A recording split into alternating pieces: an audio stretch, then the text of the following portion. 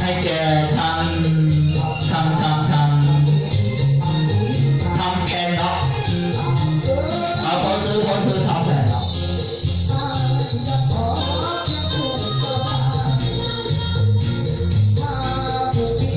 ให้รู้จักเนาะ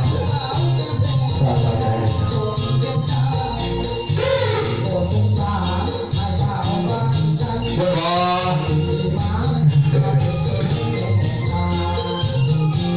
เอาไม่เอาเพลงไหนขอซื้อ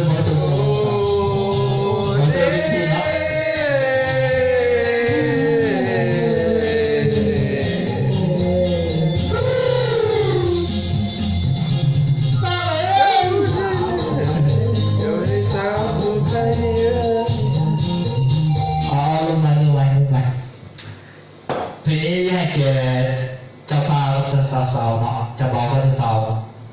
ขอเสริมพิธีทุกการให้เห็นประดันทำไรนะประธานก็มีเกิดขอเสริมอย่างน้ำเข้ามาแล้วก็มีเกือบตรงนี้ขอเสริมซื้อมาหน้าทางสวย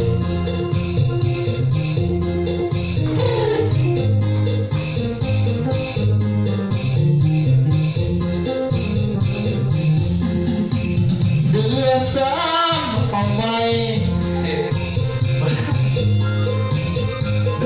ใช่มาทุกคนเปิดเครื่องเปิดคนเดียวเอาเดียวสมัยไม่ยังเกินเอาไปขอซื้อเพื่อนบนเกี่ยวนะให้เจ๊ใส่บนเกี่ยวนี่ให้ใส่เนาะถือว่าเนี่ยจะสร้างเนาะให้แกเพื่อนบนเกี่ยวเนาะเป็นตัวนี้เอาไปแล้วท่านหลายที่สนใจของติดต่อเข้ามาเลยซึ่งเขาเป็นให้ครับกับบนเกี่ยวเด้อให้เกี่ยวทางคนละแผ่นครับเอาขอซื้อโน่นละแผ่น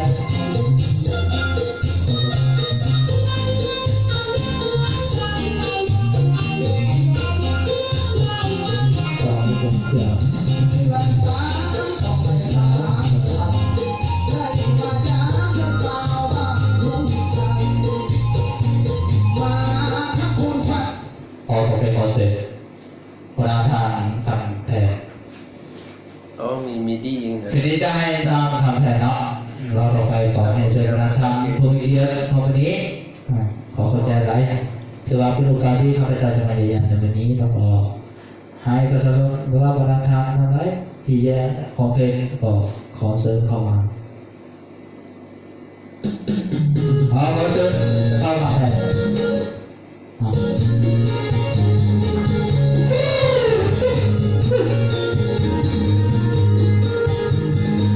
ถือว่าผมว่าข้อที่สองเป็นตุลาบอกเป็นคืนเหรอ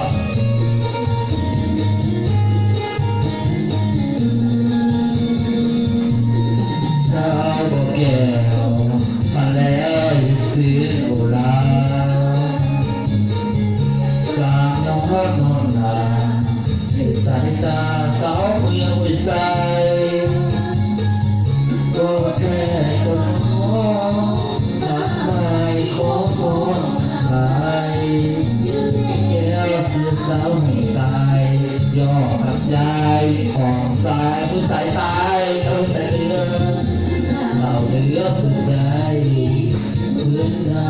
ผู้ใครให้ก่อนรักให้ก็ต้องต้องดูดีๆก็ให้แท้คงว่าน้ำตายังหวานแค่ใสมองงานเจ้าสาวผู้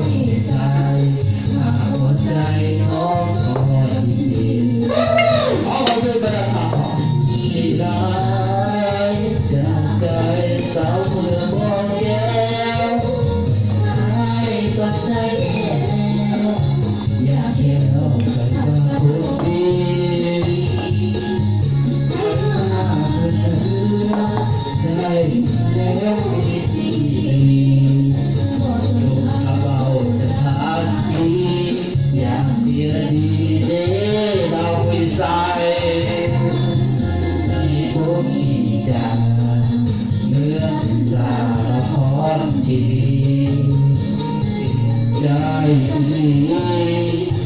ดีให้คืนมาใหม่สาวเพื่อโบแก้วหมดแล้วจะลอยคอยใสยังอายใจแต่สลายลืมเสาไม่ใสไก่แขวนโบแก้วเอาไปดูในโบแก้วไม่ใสบอกขอให้ทุกคนสู้กันละให้ทุกมือเด้อตุ่จีเด้อขอให้ทุกคนสู้กันให้บรรดาท่านที่เขาวันนี้ถือว่าเป็นโอกาสที่เขาได้มาเจรจาในบรรดาท่านที่เกียรติครับขอให้มีคนสนใจแต่หลายนะเพื่อขอให้มีตัวอะไรกันให้มีอาชีพการงานขอให้บรรดาท่านรู้ใครเจ็บมีเลยจากใจเศร้าเมื่อพอแก้วให้ไปแค่เดียวอยากเห็นโลกทำงานคนดีไผ่บ้าเบื่อได้เมื่อแล้วเองก็สุดของเราเอาให้โดนเยอะเลย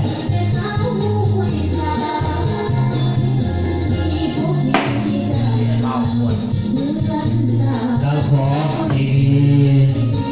จริงใจหลีคนดีไงขึ้นมาใหม่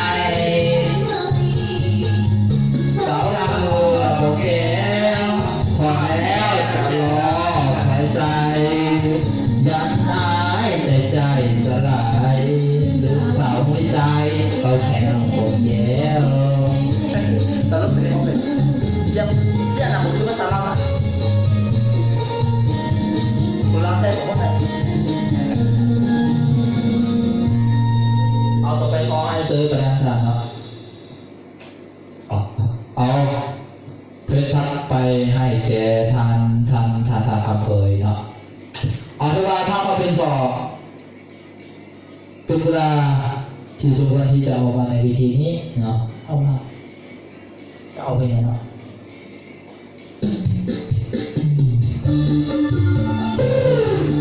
เอาเส้นทางเสาทางตะวันและเสาขอเชิญที่เป็นทีให้แกประดานทางที่เขามาเจออย่างนี้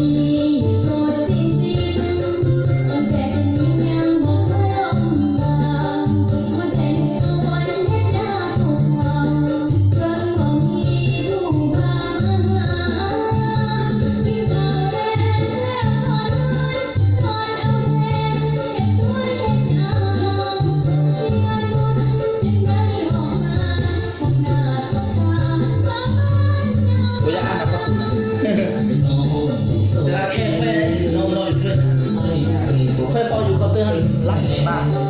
บางคนให้รักจริงมันแก่ขอเป็นแฟนได้ก็ความหวังข้อนี้ก็แค่ก็เอาสั้นจะรู้จักตามแค่ความกว้างมันเอาไฟกับเลยนี่แหละแต่บางคนไม่ได้มาดูบางคนที่ทำได้สื่อแต่ไอ้แค่นี้คือทางสองมันมีทางเดินมันมาห้องเองเวลาที่เราได้มาเป็นผู้กันมันจะเห็นเราพิเศษนี่เราคงชอบด้วยนะโอเคพิเศษเลยชอบอะไรกินอะไรไหมฮะเพราะว่าโครงการข้างหน้าเนี่ยน่าจะขึ้นดูว่าไปดูของเราเพราะว่ามัดเป็นการท่องเที่ยวเราเราไป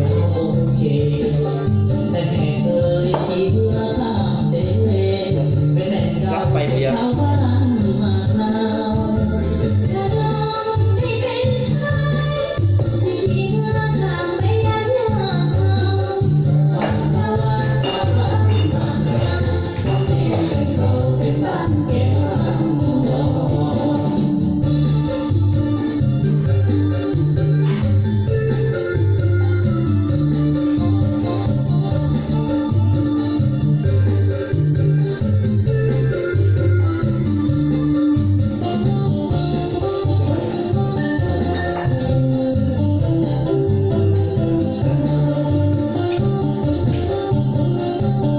บอกว่า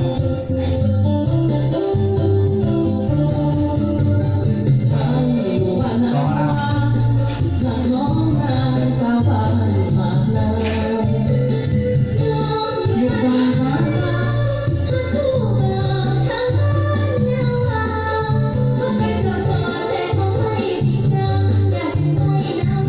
อยากเป็นของบ้านมานานออกพรรษาที่บนถนนตอนเช้าขนมเก่าสาวมักนาวโอเคแต่แค่เคยขี่เรือข้ามเสเป็นแหล่งเก่าสาวบ้านมานาว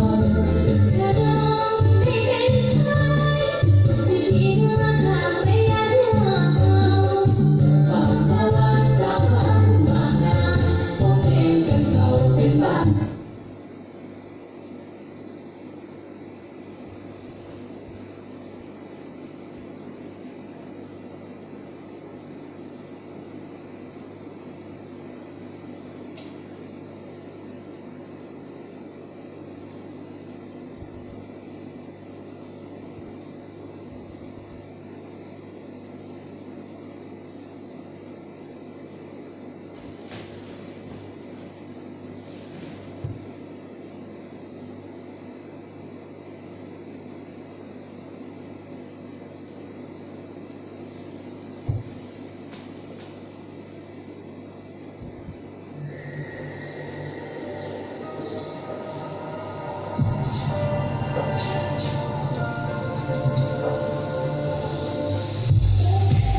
Getting to perform here in Bergen is really meaningful for me because it's the first song I ever played in my hometown.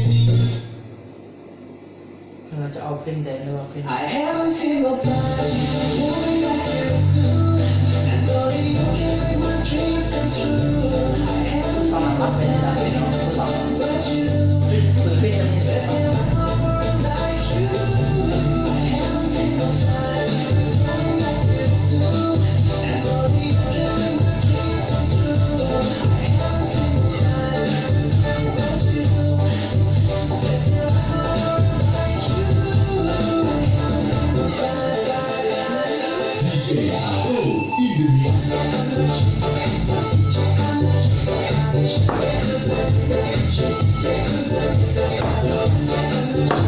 Bella, stai che non stanno.